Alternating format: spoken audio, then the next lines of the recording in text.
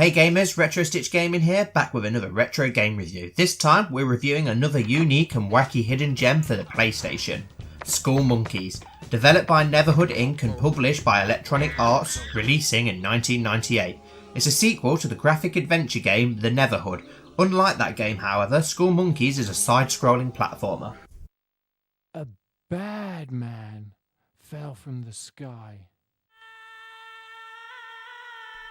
The evil clog was banished from the Neverhood at the end of the first game, but falls from the sky to land on planet Idznak, which is inhabited by the SkullMonkeys. I'm a SkullMonkey.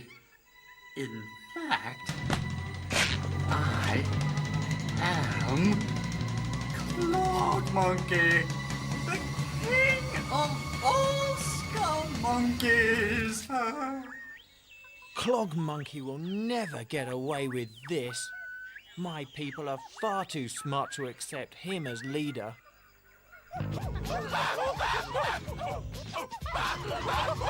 Clog quickly manages to manipulate the not-so-bright SkullMonkeys to become their leader. He then sets out to make Evil Engine number 9. Evil Engine number 9. To destroy the Neverhood. Clayman, a resident of the Neverhood, is then kidnapped and brought to Idznak in order to stop Clog and prevent the destruction of the Neverhood. The player controls Clayman as you work your way through the many bizarre levels. You can jump, duck, look up and grab a wide range of items, such as a halo, allowing you to withstand more than the usual one hit, and a wide range of quirky and crude projectile weapons. Aside from the assortment of weapons, enemies and bosses can be defeated by simply jumping on their heads, as is the case in most platformers. There are also several secret levels scattered throughout the game where bonus points and extra lives can be obtained. Throughout each of the levels, clay balls can be collected to earn points, with extra lives being granted upon collecting 100. There are several bosses scattered throughout the game, but to be honest, most of them can be defeated fairly easy once you've learned their patterns, which is surprising considering that this game's levels can be pretty challenging, and in a lot of areas your jumping and timing needs to be extremely on point. One thing we're not too keen on with this game is that there is no use of the memory card, and instead you must remember passwords, which seem to be a bit odd and dated considering it came out 3 years into the PlayStation's lifespan. We love how the whole game is made in claymation, and it really makes the game's graphics stand out, making all the enemies, characters and levels so unique. It really reminds us of the amazing Wallace and Gromit, which we loved as kids. One method used by the designers to create the creatures in the game was to take children's toys and cover them with clay to see what weird shapes were formed. A boss in the game, known as Joe Head Joe, is actually the face of one of the game's designers. The controls are simple and Clayman responds very well, sometimes maybe too well, getting you into trouble if you haven't timed things properly. As we said, we love the graphics, and the uniqueness really makes SkullMonkeys into a one-of-a-kind experience. The soundtrack is also a lot of fun and very catchy and upbeat. Overall, we give this game a 7 out of 10.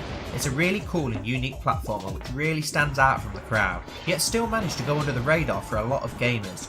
Yes, it's not without its flaws and frustrations, but we really appreciate what the designers did with this game to make it stand out, rather than just being a carbon copy of popular platformers like a lot of other games from this era.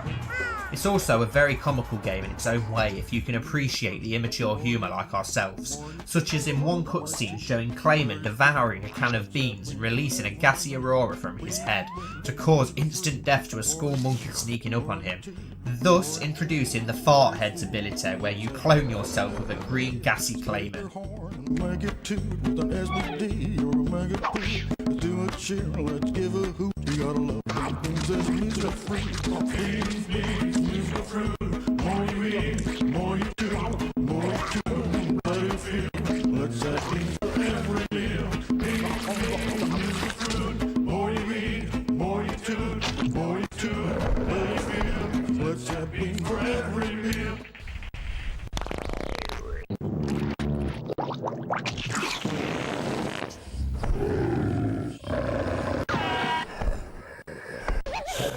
We really think this game is worth checking out if you get a chance, and if you're a big PS1 collector like us, it definitely deserves a spot in your collection.